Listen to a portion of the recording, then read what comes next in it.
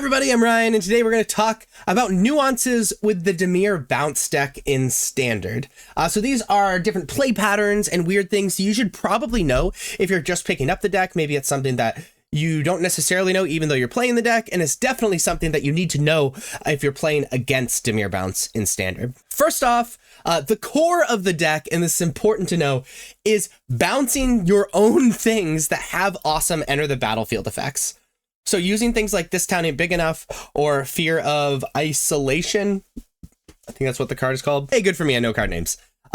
Bouncing things that have enter the battlefield effects, either tapping things down in Flood Pit's Drowner, killing things with nowhere to run, making your opponent discard and lose life with Hopeless Nightmare, etc., and then just getting a ton of value off of that. That's the core of the deck. However, it's important not to get tunnel visioned on bouncing your own things.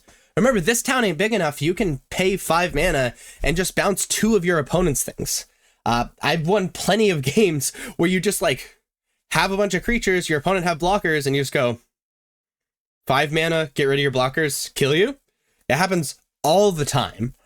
So don't get tunnel visioned on needing to bounce your own thing with This Town Ain't Big Enough. Remember, you can pay 5 mana and just get stuff out of the way. And then lastly, there's a pretty mana intensive but important to know loop with Storm Chaser's Talent and This Town Ain't Big Enough.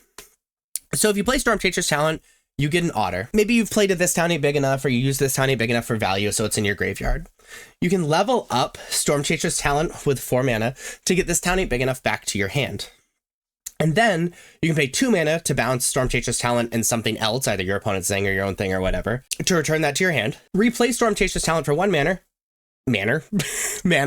get another otter. Then you can level up Storm Chaser's Talent to get that This Town Ain't Big Enough from the graveyard, etc., it loops. This loop is really important to know in these very, very long games, because like massing otters and just having a ton of prowess triggers and stuff like that is really how you nickel and dime and win those super, super long games. So that's important to know. But those are the nuances and play patterns that are important to know in Dimir Bounce that I could think of. If you can think of more, please let me know down in the comments. And if you like this video, please be sure to like and subscribe. Check me out on social medias. Links are above me and in the description. Thank you so much for watching. I'll see you next time. Bye-bye.